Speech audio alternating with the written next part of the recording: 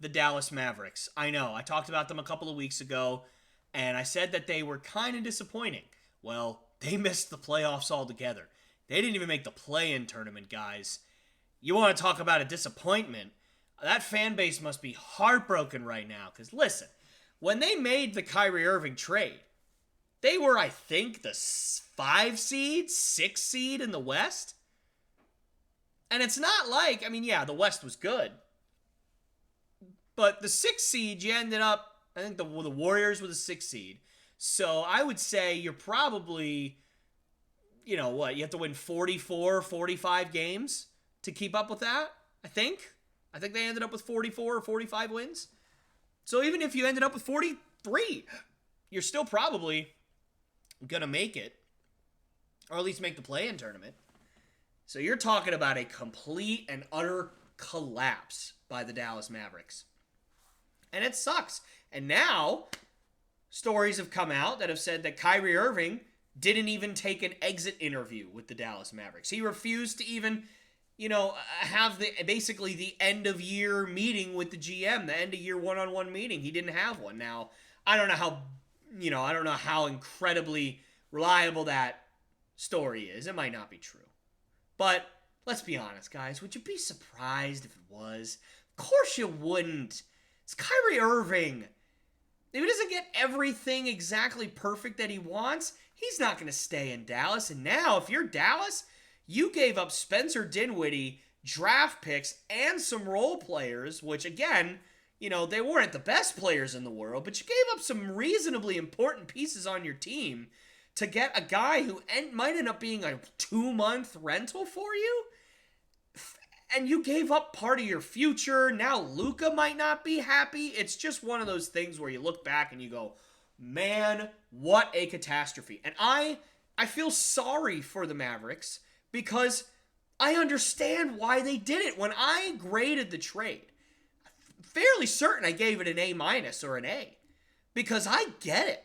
Kyrie Irving is a phenomenal basketball player when he's on the court. And I will give Kyrie Irving credit where credit is due. Other than, maybe towards the beginning when he was doing press conferences and all that and, was just talking some stuff.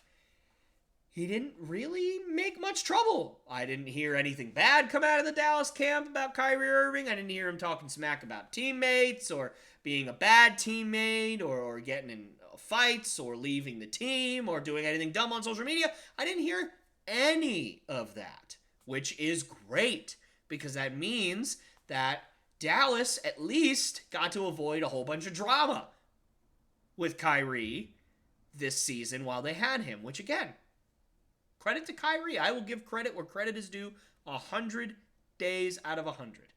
So, unfortunately, now we have to look at this as a trade where you traded for a superstar point guard or a borderline superstar point guard, depending on your opinion. I think he's probably a superstar, as much as I don't want to admit it. Any team that has Kyrie Irving on their team on the floor without all that drama, you're a little bit afraid of them, honestly. So, Kyrie got traded from the Nets to the Mavs. And you have to look at it at face value now. The Mavs traded for Kyrie Irving and missed the postseason, despite the fact that they were in the hunt for the postseason. The New York Nets, good grief. Sorry about that. The Brooklyn Nets traded away Kyrie Irving and Kevin Durant and basically stayed right where they were. I think they might have been a top 4 seed in the East when they traded Kyrie and Kevin Durant, and they ended up with the 6th seed. And honestly, the middle of the East is a pretty close race with New York and with Cleveland and with obviously Brooklyn. So it wasn't super shocking to me to see a little bit of a slip. But New York, I did it again.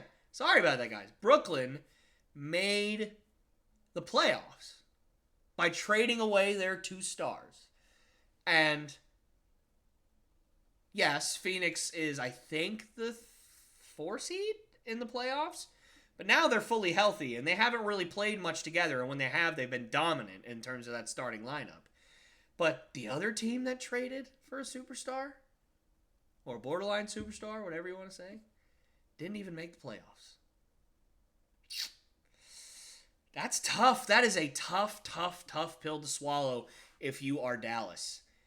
And if you're Dallas fans, I mean, you've got to be worried, right? You've got to be at the point where you're afraid Luka's going to walk out the door. And I don't blame you. I think Luka might walk out the door. I don't think it's going to be this offseason. Probably won't even be next offseason either. But I think at some point, if the front office of the Dallas Mavericks don't figure out a way to get Luka Doncic some actual help and have it work, it's going to be Luka or it's going to be them. And I don't feel great about Luka's chance of staying in Dallas if that's the call that has to be made. So we'll see what happens. Obviously, this is all completely speculatory on my part. There's no ground of this. There's no, Luka demands a trade or anything. That's not the case. There's some rumblings that Luka is a little unhappy and he might want to trade. But he's come out in interviews saying he's happy in Dallas, and I'm inclined to believe him. But what I'm not inclined to believe is that the Mavericks, if they keep doing what they've been doing, that Luka's going to stick around forever. I do not believe that at all. I think they've got to figure something out. Now, look, they tried. I get it. They tried. They tried to trade for Kyrie Irving. They tried to get him some help. They did what people have asked for, and it didn't work. But that doesn't mean that you can't stop trying, or that doesn't mean that you have to stop trying. You can't stop trying. You have to keep going. You have to find some other way. And I'd love Bradley Beal on the Mavericks. I think that'd be a really good fit next to Luka. I think that if you let Luka handle the ball and you let Bradley Beal kind of be that really high number 2 that can just get buckets and buckets and buckets and put up 25, 30 points a night while Luka distributes the ball, and you keep Christian Wood around, I think that team could be really good. Now, that team defensively doesn't sound particularly fun, but you know what? Bradley Beal's not the only option you have. There's plenty of others, but there's got to be something that needs to be done. The Mavericks can't stay where they are. The Mavericks can't keep doing the same thing they've been doing every year, or Luka will not stick around to find out what their future is going to be. Hey guys, me again. Thank you so much for watching one of my clips from the Lopes last podcast. These clips are so much fun to do. I absolutely love making them, and I absolutely love doing them. And this podcast is my baby. So I really want this thing to grow, and I really want it to succeed. So if you did like what you see, please subscribe. Also hit that bell notification so you never miss any one of my episodes or one of my clips like this one. And please do also like and share these videos with your friends and your family so that we can make this thing grow as fast as possible. And I wanted to thank you again so much. And I hope you guys enjoyed the video and have a great rest of your day.